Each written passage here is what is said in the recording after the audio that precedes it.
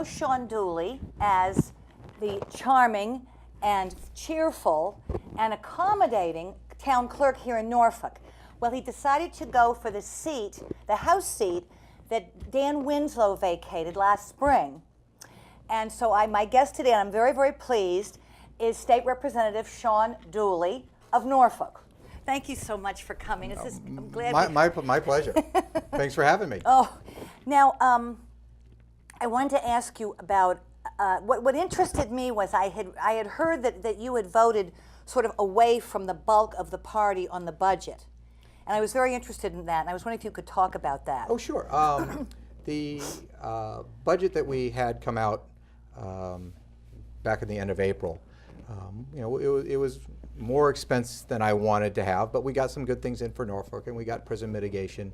I actually did my well, don't say oh good, because Governor Patrick vetoed it last Friday. So that's what my current battle is right now, is getting it reinstated. Oh boy. But we had, so I got the 2.2, got it increased up to $2.2 million for prison mitigation, and well, at least you tried. Exactly. Well, that was my maiden speech, and so it passed unanimously. So it was kind of neat from that standpoint. I had good bipartisan support on that. So I voted for that original budget. In the meantime, we've had a supplemental budget of a couple $100 million. We had a bond bill for a new convention center in Boston, to expand the convention center, put in a couple thousand more hotel rooms for $1.2 billion. Down in the Seaport? Seaport, yeah. Yep. And then when this consolidated budget came back from the Senate and the House Conference Committee, it came back with an additional $170 million of spending. So now we've added almost well over a billion and a half of additional spending just in that 2 months. And so my philosophy was like, all right, you know what, enough is enough. There are several things that we know are going to happen. We have $900 million from the Fed that we get for this year and next year, and then it's gone. So we should be, if that's helping us get into the Affordable Care Act. We know that money's going away, so we should start planning accordingly. We should start saying, all right, let's reduce the budget by $250 and put that into savings. We have the casino bill. If the casino bill gets overturned, it's on the ballot this fall. That's anywhere from I guess the best number is $78 million that it's going to cost. Plus, I think there will be substantial lawsuits out of Plain Ridge, since they've already spent the money and bought the place and construction and everything along those lines. So that's going to be a big hit. Now, excuse me, do you think that's going to pass? How do you think people will vote on that? I think people will vote to keep the casinos. Oh, you do? I do. Huh. Personally, because I think, just my own personal philosophy, I don't have a whole lot to base this on, except I've read a few studies. People are very, very concerned with casinos in their town, really nearby. If they're going to be someplace else, people don't seem to have a problem with it being in Springfield or being in Revere or being in Plainville. Well, Plainville's just the slots, but since there's already a track there, people don't seem to be nearly as disturbed about that. So I think there won't be as much angst on that. So, but that's my best guess for what for whatever that's worth. So basically, I took the stand and spoke to my colleagues about the fact is, kind of enough is enough. We have to draw the line somewhere. Just because we have the money in our pocket doesn't mean we have to spend every cent of it. That's right. That's right. So, and especially when we know that we have $1 billion that's going away. So let's, we know that in 2 years from now it's going away. So let's even if we just reduce it by $250 this year and $250 next year, then we only have a $500 million to make up as opposed to a full $1 billion. And what was the total? $36.5 billion. And and out of that they put they went into our emergency fund of $150 million. They took out of and I'm like, what? We've increased our budget over $1 billion from last year. We don't need to spend, just because we're having the revenue and the economy's turning around a little bit, we do not need to spend every cent of it. And we certainly do not need to be rating our emergency fund to continue to spend. Doesn't that affect the bond rating of the state? Our bond rating is still good. I mean, the bond rating is more based on the amount of money coming in and also how much debt we have out there. And we're still in a good ratio. Oh, okay. Debt to income ratio on that. Although that was one of the proposals I put in back in April, was to reduce our debt by 10%, automatically off the top of any new money that comes in. So you have $1 billion of new revenue this year. 100 million of it automatically has to go To pay down debt, and then we still have 900 million to spend in all these different programs. But that kind of died on partisan. Right. That was a Democratic Republican Absolutely. loss for us. So now who else voted with you on that?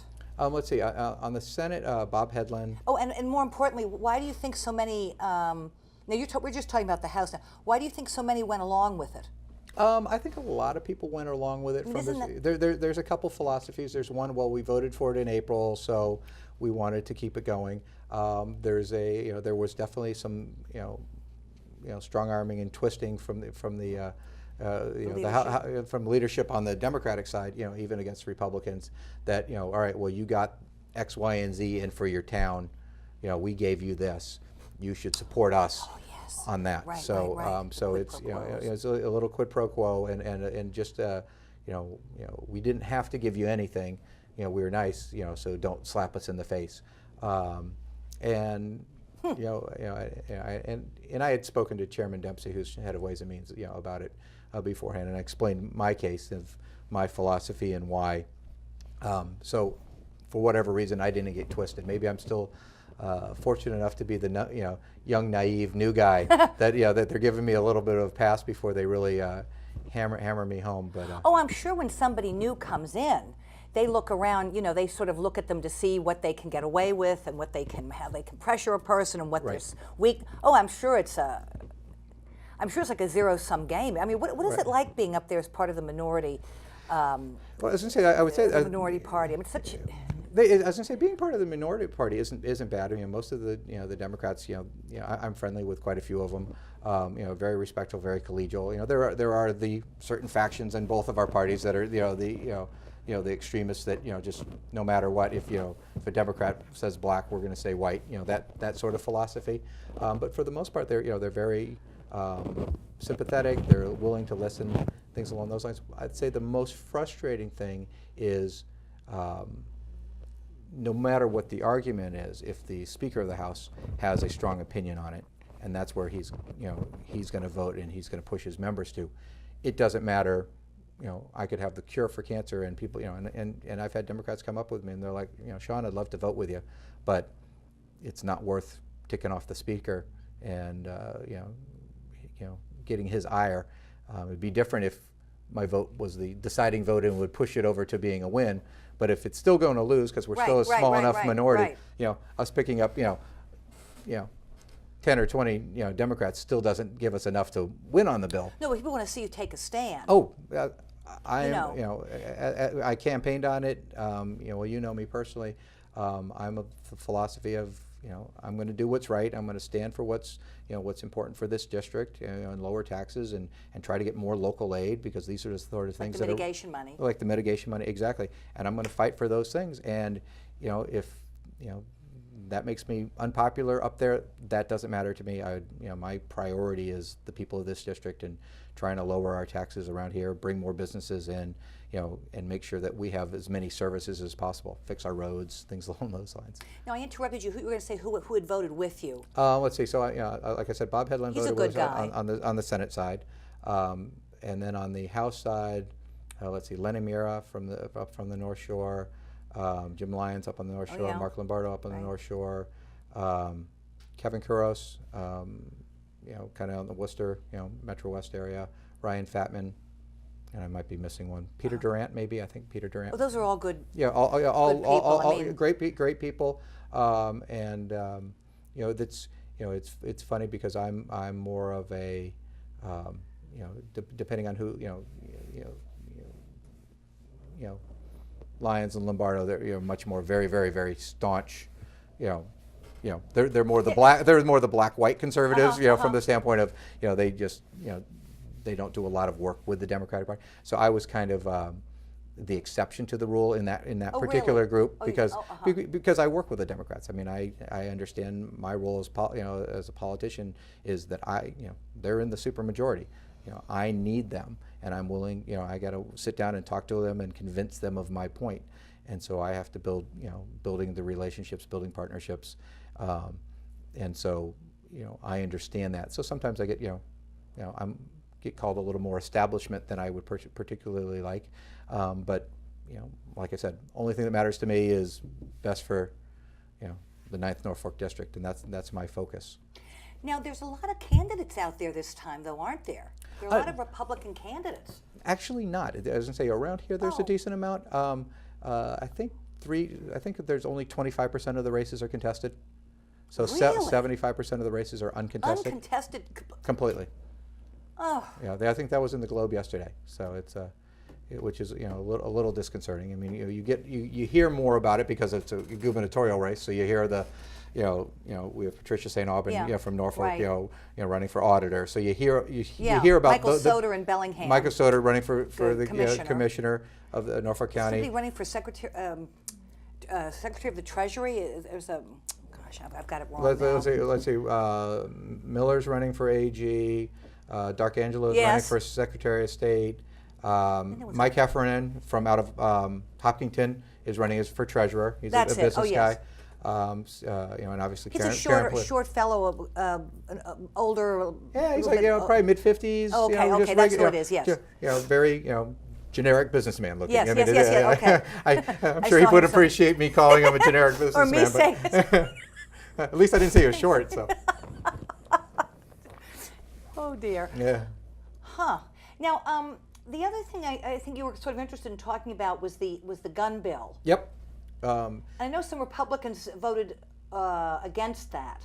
Well, just or voted on the wrong side, or shall we say? Well, I mean, one Republican stayed with leadership and voted for it.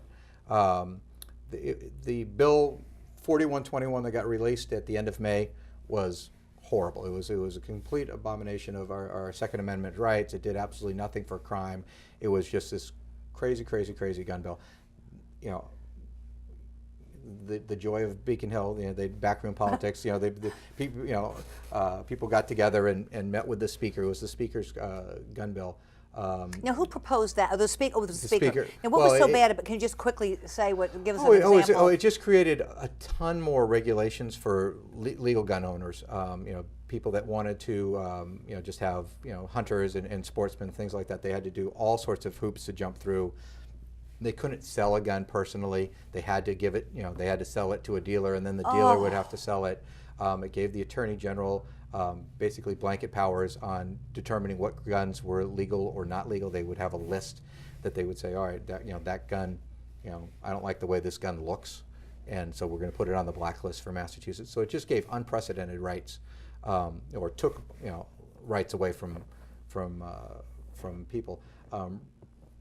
The final version came out 1,000 times better. I mean, I give Speaker DeLeo, George Peterson, who's the assistant minority leader from Grafton, got together, and George is a big gun guy, and they worked really hard to get some of the really bad parts out of it, and they've actually improved a couple other areas. But the reason I voted against it, not to bore everyone inside baseball, we had, just from a process standpoint, the bill finally got released at 10 a.m. for a noon vote. So we had 2 hours. Is that normal? No. I was going to say, because it normally gets released and then it has to go through third reading. So it's usually at least a week. So what did that mean? Well, they were just trying to jam it through. Right. I mean, it was forced through. So we only had, and it was a 40-page bill with 70 provisions and then another, I think, 40 amendments. So it was, not something that you're just going to flip through, and it's all, it's not necessarily written, in black and white. You have to really, definitely, read into what they're trying to say, and read this provision as it relates to a different provision. So then you have to pull up the other provision, right, and see how they all work together. So so we proposed to give us another week. They said, we made it an amendment to postpone voting on it till the following week. Just and we said even 2 days, but our proposal was a week, and we actually had a decent amount of Democrats that voted with us on that one. So that you wouldn't have had to vote in 2 hours. In 2 hours, and but we didn't have enough. So we lost 60-40 on that. Well, that's terrible. Yeah. So that was one big thing. Is the process.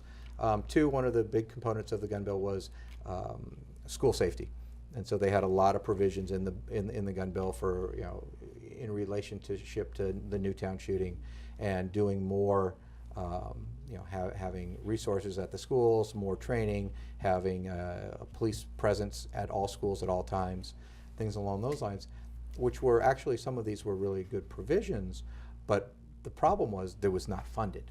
So basically they cut out all the funding of it. So the town would have had to pay for that. Right, and so the compromise was it gave it as a town option. So they still said it's a big win, but the town already had the option of, if we want to pay for having police officers at our school, it really accomplished nothing. So I mean, it didn't take care of that. Most importantly for me was that it didn't strengthen Bartley-Fox, which is the gun regulation that has a mandatory minimum sentence for people using guns in the commission of a felony. That was, that legislation's been on the book for almost 20 years now. It is yet to be implemented. There's a loophole in it that allows DAs to allow people not to take the mandatory minimum. And so, it's a 1-year mandatory minimum. You use a gun in a felony of crime, you're going to jail for 1 year automatically. I think that's a good provision. I think, I would like to see us strengthening our gun laws, as opposed to, for the bad guys, as opposed to creating more and more and more and more hoops for legal gun owners, the people that are just trying to protect themselves and things like that. Oh, right. So I mean, there's a bunch of other things. Some of the mental health provisions were very, very weak in it. They didn't really address a lot of the mental health concerns, because I think that's what a lot of these, especially mass shootings, we need to really, really focus and have a focused discussion and a focused gun bill that's focused toward them, making sure people that are mentally ill, don't have access to guns, have their guns taken away, the whole 9 yards. But they kind of watered it down into the bill where Well, I wonder if that's because there's such a shortage of mental health providers or available ones. I mean, especially since going back to 9/11. I mean, there were so many people were so terrified by that and went off the deep end with depression and what have you, that they say it's very hard to get into to be seen. Right. And so, people maybe go to a primary care to try to get medication, but if you're going to talk about something like this, you really need a lot of documentation. Exactly, and we really need to, and that's the reason I was saying, we really need to, the issue really is mental health. The main gun issue that we really need to focus on. We need to focus on some education of the public as well, but creating a good mental health program and plan, and really thinking it through, figuring out how we're going to fund it, how it's going to be reported, and still protecting people's HIPAA rights and things along those lines, to make sure that people like the crazy guy down in Newtown doesn't happen again, or the guy out in San Francisco, or any of these these instances where these people, when you look at it, you're like, all right, yeah, obviously this person should not have been allowed to have guns or have access to guns. I mean, in San Francisco, they the family even went to the police and said, listen, our relative has gone off the deep end. He has all these guns. We need to do something about it. Oh, this is the one that was looking for his ex-wife and went to the house. Which one do you? No, this is the one that it was. I don't know, gosh. So many to get everything mixed up. About 6 weeks ago, where he had, he wrote this whole manifesto that he had been rejected by a bunch of girls and things like that. Yes, the young man. Yeah, Yes. But the police, the day before or 2 days before, went to his house and didn't have the authority, based in the law, to take away his guns, because he was acting perfectly fine, and he was crazy like a fox, as they say, and was able to say, I'm. Oh, some people are very good at masking. Oh, of course, even but if we would create a bill that would really, really address these issues, I wish you. Unfortunately, it's not simple. It's not going to be like, all right, if you fit in this box, then you can't have a gun, because there's so many gray areas. But I think we need to start somewhere on that. So. Now, I was listening to Jeff Cooner, and he was going on talking about this issue with roll calls. That Brad Jones doesn't want to have as many roll calls. Can you comment on that? Ooh, let's see. How can I comment on this being politically correct? Okay, this is a little. Sorry. No, that's all right. It's one of my pet peeves. So I'm as you know, I don't dodge many questions, unfortunately. Probably you know, Oh, you never come back again? my wife would like me not to answer as many questions as I do, but you ask me a question, I'll give you the answer. I've heard a number of people talking about this. It's a bit of pettiness. It's a bit of 7th grade lunchroom. There's a little feud in the Republican caucus. Like I said, there's 7 or 8. I don't know if obstructionist is the right word, but they're very, very far to the right, and just if the Democrats say black, they're going to vote white, and that's just who they are. That's what they believe their role is. In turn, they feel that if the Republicans, if Brad Jones or any of the Republicans vote with the Democrats, even if it's a good bill like the water bill or some of the other things that we have going on, pepper spray, some of these other things, then they're sellouts and they're not doing their due diligence. They should be just oppositional automatically.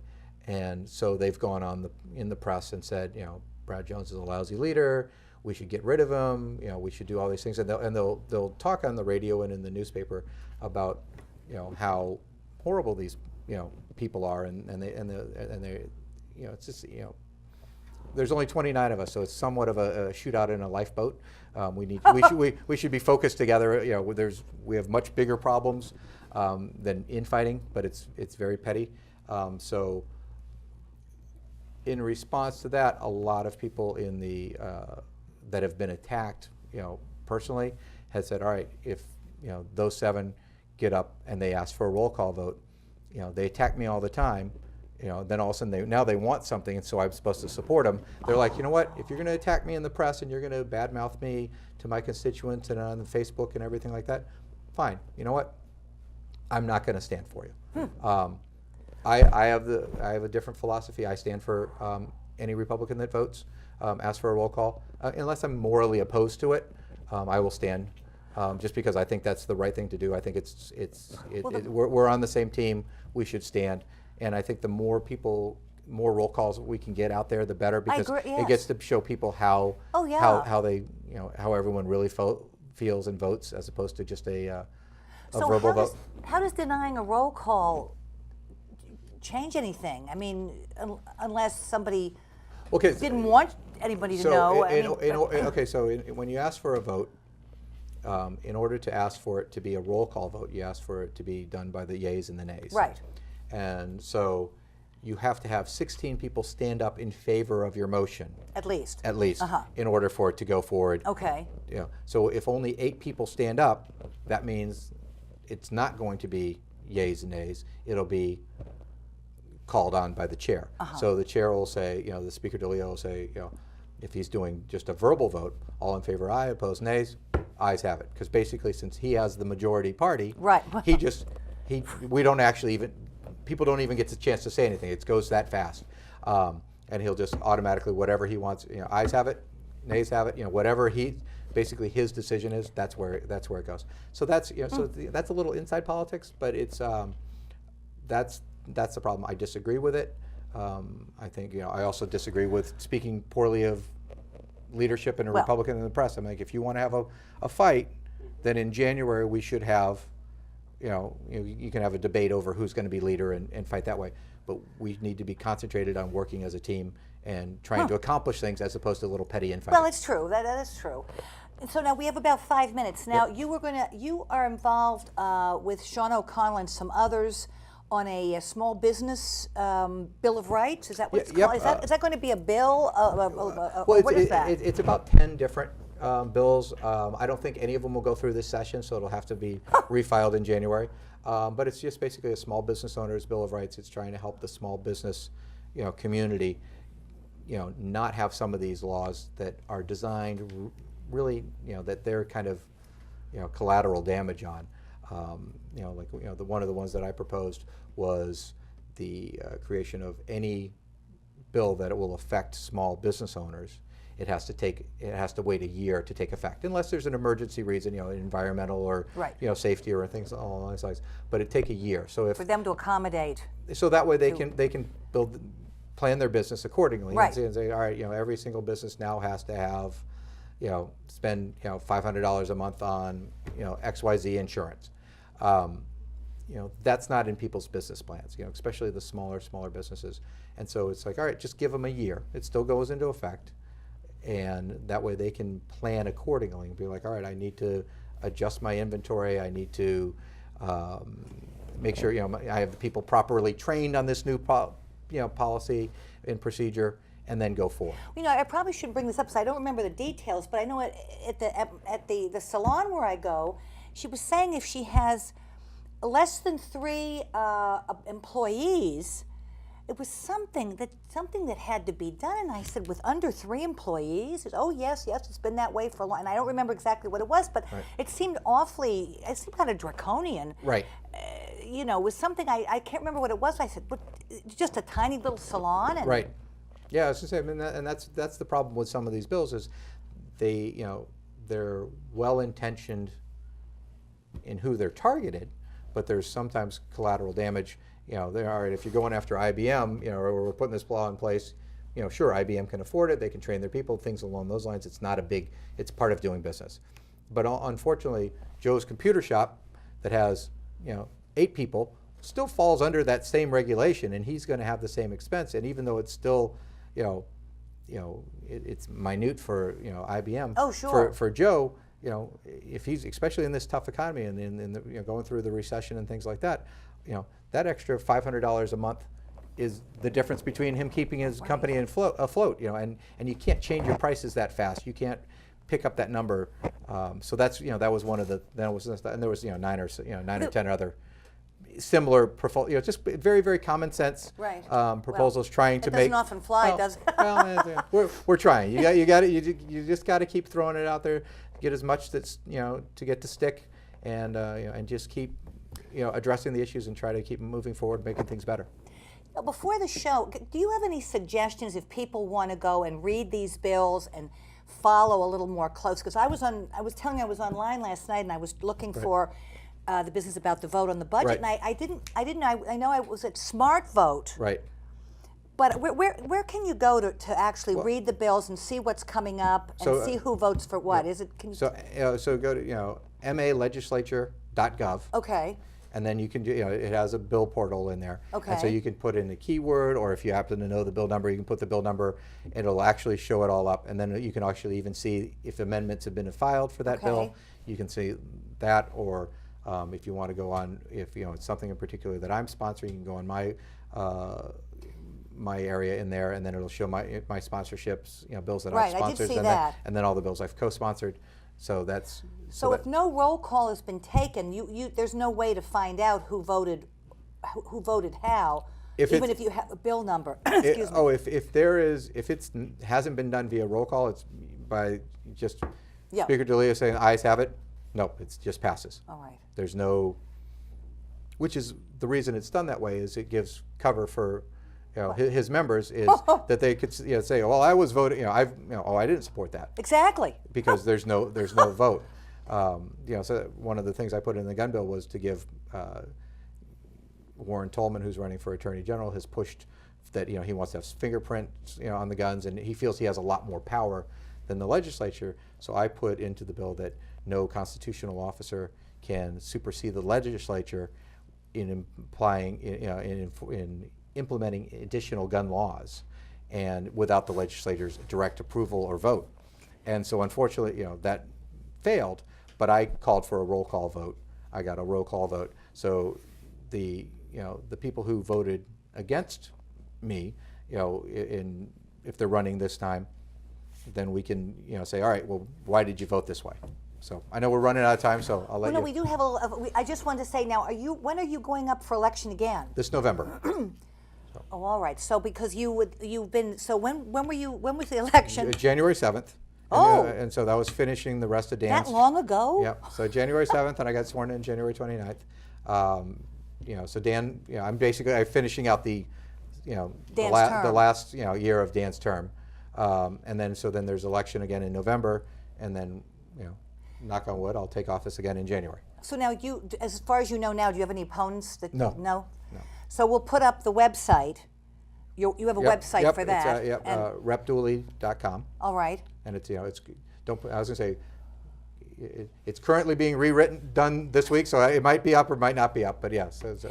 Now, will you be campaigning for anybody else in the time that you have? Yeah, I'm obviously you have your own election. Yeah, I have my own election. I'm doing some work for Charlie Baker in this area, but my main thing that I've been working on is I'm going around the state and I'm helping other state rep candidates get elected. So I've been doing a lot of advising and sitting down with them and helping them strategize on how to best get elected, and sign design and campaign design. So trying to do that because I'm trying to build up our numbers, so when my voice is in the House, we'll have a bigger. Yes. If we can pick up another 10 seats, that makes us a lot. It'll be wonderful. One-party rule is not a good thing. No, it's not. I don't care which. If you're in North Dakota, just as bad having the Republicans having a supermajority. Although I would have a lot more fun having a supermajority. So. Oh, listen, thank you so much. Thank you very much. Will you come back? Oh, definitely. Of course, that's good. anytime. All right. And you've been watching State and Local. I'm Anne Marie Battistone, and of course, this is Norfolk Public Access. Thank you for watching.